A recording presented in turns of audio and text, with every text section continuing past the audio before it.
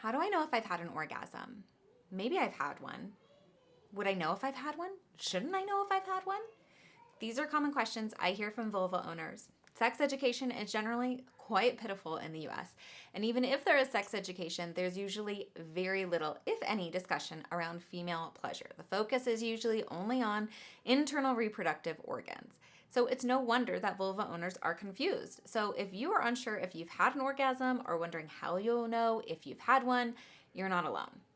So let's talk about it. But first, hey there, I'm Lauren Consul, a licensed marriage and family therapist and AASECT certified sex therapist, here to help you have the satisfying sex and relationships you deserve. One of the biggest issues that gets in the way of a woman's first orgasm is expectations. Expectations around how the orgasm should feel, or what it's supposed to feel, or what they imagine it to feel like. You see it in movies or erotic material, this big, leg-shaking, earth-shattering orgasm.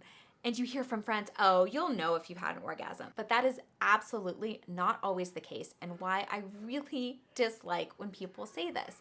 Because especially for those new to learning their bodies or orgasms, it can be where you don't know that you've had an orgasm, because orgasms vary in intensity, frequency, and duration, where sometimes you can have orgasms that are those mind-blowing, amazing, world-shattering experiences.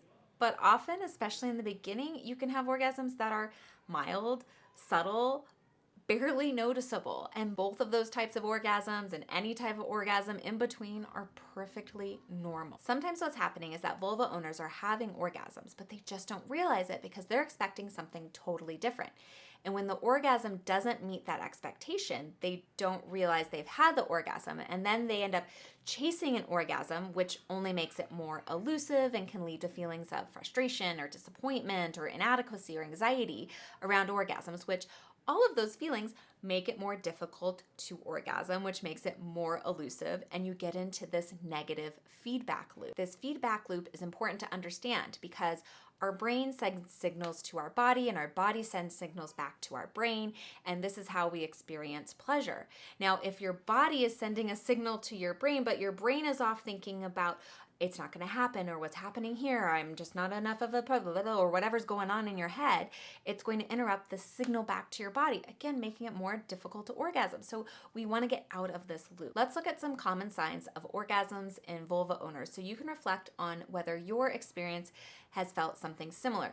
But again, this is not a cookie cutter list that you have to check all of these boxes. Orgasms are going to feel different for different people, different bodies, different times of day or month or whatever, with different partners, different times in your life. So there is no one list, but we want to look at, are you experiencing some of these, and can we shift how you're thinking about orgasm? Common signs of orgasm for women can include increased heart rate, quickened breathing, muscle spasms in the body or genitals, feelings of warmth, happiness, excitement, joy, or giddiness, a desire to curl up and sleep or snuggle if you're partnered, or just kind of snuggle up tightly with yourself if you're having solo sex. You can feel totally exhausted, skin flushing, red, especially on the chest, neck, and face.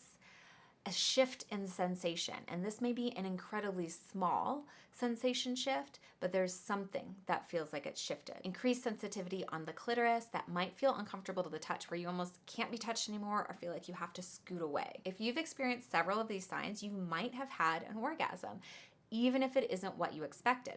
Orgasms can be tiny blips, almost as quick as the sensation you feel when you sneeze, or they can also be full, intense, and gushing.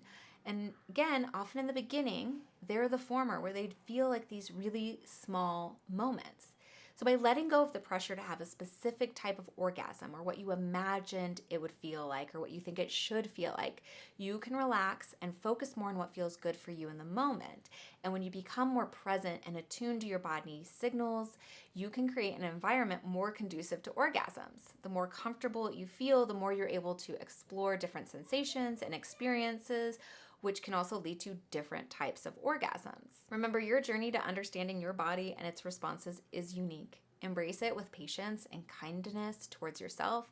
It is perfectly okay and normal to have orgasms that feel different from what you've heard about, what you imagined, what you hoped it would feel like. It's all about exploration. You can have lots of different types of orgasms when you let go of that expectation. I hope you found that video helpful in letting go of your expectations. Please leave any questions or experiences in the comments below. I'm here to help you have the sex and relationships that you deserve.